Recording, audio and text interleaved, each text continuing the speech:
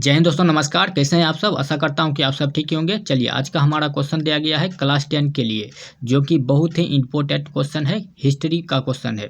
चलिए इन क्वेश्चनों को देखते हैं। हमारा क्वेश्चन दिया गया है, नरोत्तम सिंहासनु कहाँ के शासक थे? तो ये आपका 4 ऑप्शन दिया गया है। तो ये दोस्तों घ नंबर का ऑप्शन हो जाएगा कंबोडिया। कंबोडिया के शासक थे नरोत्तम सिंहासनु को, ठीक ना। तो आप इसको याद रखेंगे, बहुत ही इंपॉर्टेंट है, बहुत बार पूछा गया है, तो आप इसको याद रखिएगा। चलिए अगला क्वेश्चन दिया गया है, the history of the Laos of Vietnam किसने लिखा था दोस्तों? तो ये the history of the Laos of Vietnam किसने लिखा था? तो ये आपका दिया गया है, 4 ऑप्शन दिए गए हैं। तो कौन सा हो जाएगा दोस्तों? आपको लगाना है। तो ये हो जाएगा फॉन बोई चाऊ, ठीक ना। फॉन बोई चाऊ ये नाम है, आप इसको याद रखेंगे। बहुत ही इंपॉर्टेंट क्वेश्चन है, इसको याद रखिएगा, ठीक ना। The history of the Laos of Vietnam किसने लिखा था दोस्तों? फॉन बोई चाऊ ने। किसने लिखा था दोस्तों? फॉन बोई चाऊ ने। आप इसको याद रखेंगे। The history of the Laos of Vietnam किसने लिखा था? फॉन बोई चाऊ ने। आपको हम बार बार बोल रहे हैं इसलिए कि याद हो जाए, ठीक ना। चलिए अगला क्वेश्चन देख लेते हैं दोस्तों। अगला क्वेश्चन दिया गया है, हुआ आंदोलन किस प्रकृति का था? हुआ आंदोलन दोस्तों किस प्रकृति का था?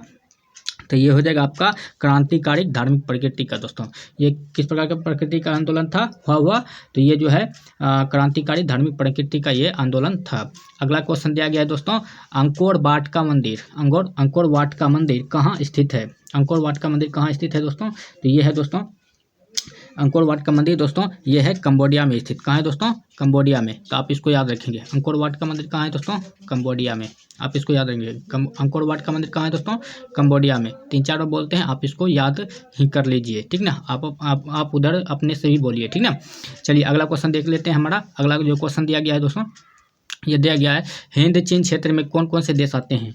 हिंद चीन क्षेत्र में कौन कौन से देश आते हैं दोस्तों? ये आपका 4 ऑप्शन दिए गए हैं, ठीक ना। तो आप इसका आंसर लगाइए, देखते हैं कौन सा हो जाता है। हिंद चीन क्षेत्र में कौन कौन से देश आते हैं? तो ये हो जाएगा आपका दोस्तों कंबोडिया, वियतनाम और लाओस। कंबोडिया, वियतनाम और लाओस। हिंद चीन क्षेत्र में कौन कौन से देश आते हैं दोस्तों? Cambodia, Vietnam, Laos. Cambodia, Vietnam, Laos. ये आपका गो नंबर का ऑप्शन हो जाएगा। चलिए अगला आपका क्वेश्चन दिया गया है दोस्तों। आपका अगला क्वेश्चन दिया गया है, मार्च 1946 में फ्रांस एवं वियतनाम के बीच होने वाला कथा समझौता दोस्तों, ये जो है किस नाम से जाना जाता है? ठीक ना।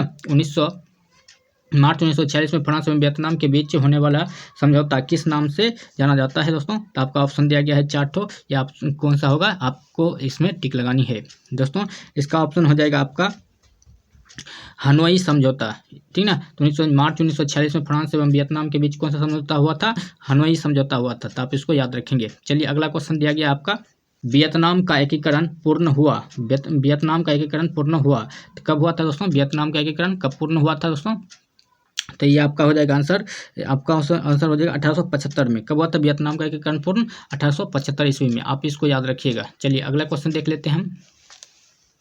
हमारा अगला क्वेश्चन दिया गया है दोस्तों, अगला क्वेश्चन दिया गया है, किस प्रसिद्ध दार्शनिक ने एक अदालत लगाकर अमेरिका को वियतनाम युद्ध के लिए दोषित करार दिया? किसने दिया था दोस्तों? तो ये हो जाएगा आपका रसेल, ठीक ना। रसेल जो है दोस्तों, इसको जो है अमेरिका को जो है इस अमेरिका को जो है वियतनाम युद्ध के लिए दोषी करार दिया था। कौन? रसेल। चलिए आपका अगला क्वेश्चन दिया गया है, पुर्तगालियों ने कहाँ अपना केंद्र बनाया था? पुर्तगालियों ने कहाँ अपना केंद्र बनाया था? तो ये आपका ऑप्शन दिया गया है, ये 4 ऑप्शन दिए हैं। तो कहाँ हो जाएगा दोस्तों? मलक्का में। कहाँ अपना जो है पुर्तगालियों ने कहाँ अपना केंद्र बनाया था दोस्तों? मलक्का में। कहाँ बनाया था? मलक्का में। यही याद करके रखिएगा। आपका अगला क्वेश्चन दिया गया है, हिंद चीन पहुंचने वाले प्रथम व्यापारी थे। तो ये दोस्तों पुर्तगाली था, ठीक ना। हिंद चीन पहुंचने वाला प्रथम व्यापारी कौन था दोस्तों? ये पुर्तगाली था। आप इसको याद रखेंगे। अगला दिया है क्वेश्चन, अमेरिका ने रबड़ के बागान पर किस रसायन का छिड़काव किया था? तो ये आपका हो जाएगा दोस्तों जहरीला रसायन का जो है दोस्तों छिड़काव क्या था? आगे देखिए, आगे दिया है आपका क्वेश्चन, जेनेवा समझौता कब हुआ था दोस्तों? जेनेवा समझौता कब हुआ था? ये हो जाएगा 1954 में हुआ था दोस्तों, ठीक है। जेनेवा समझौता कब हुआ था? 1954 में। आप इसको याद रखिएगा। चलिए अगला क्वेश्चन देख लेते हैं, हिंद चीन में बसने वाले फ्रांसीसी को कहे जाते थे? हिंद चीन में बसने वाले फ्रांसीसी को क्या कहा जाता था दोस्तों? कोलोन कहा जाता था। क्या कहा जाता था? कोलोन, ठीक ना। हिंद चीन में बसने वाले फ्रांसीसी को क्या कहा जाता है दोस्तों? कोलॉन। हिंद चीन में बसने वाले फ्रांसीसी को क्या कहा जाता है दोस्तों? कोलॉन। हिंद चीन में बसने वाले फ्रांसीसी को क्या कहा जाता था दोस्तों? कोलॉन कहा जाता था। आगे दिया गया है वियतमिन या वियतनाम स्वतंत्रता लीग की स्थापना किया था दोस्तों। तो ये क्या था? हो ची मिन ने। किसने किया था? हो ची मिन ने। अगला क्वेश्चन दिया गया है दोस्तों, अगला क्वेश्चन बहुत ही इंपॉर्टेंट है। चलिए अगला क्वेश्चन दिया गया है, हिंद चीन क्षेत्र में अंतिम युद्ध की समाप्ति के समय में अमेरिकी राष्ट्रपति थे। कौन था उस समय का राष्ट्रपति? तो ये दोस्तों था निक्सन। कौन था राष्ट्रपति दोस्तों उस समय का? निक्सन था। ठीक ना। अगला क्वेश्चन दिया गया है दोस्तों, वियतनाम में टोकिन फ्री स्कूल की स्थापना कब हुई थी? टोकिन फ्री स्कूल की स्थापना कब हुआ था दोस्तों? तो इसका ऑप्शन आंसर हो जाएगा दोस्तों 1907 में। कब हुआ था दोस्तों? 1907 में। वियतनाम में टोकिन फ्री स्कूल की स्थापना कब हुई थी? 1907 ईस्वी में। आप इसको याद रखिएगा, बहुत ही इंपॉर्टेंट क्वेश्चन है। चलिए मिलते हैं आपसे अगले वीडियो में, तब तक के लिए धन्यवाद। जय हिंद।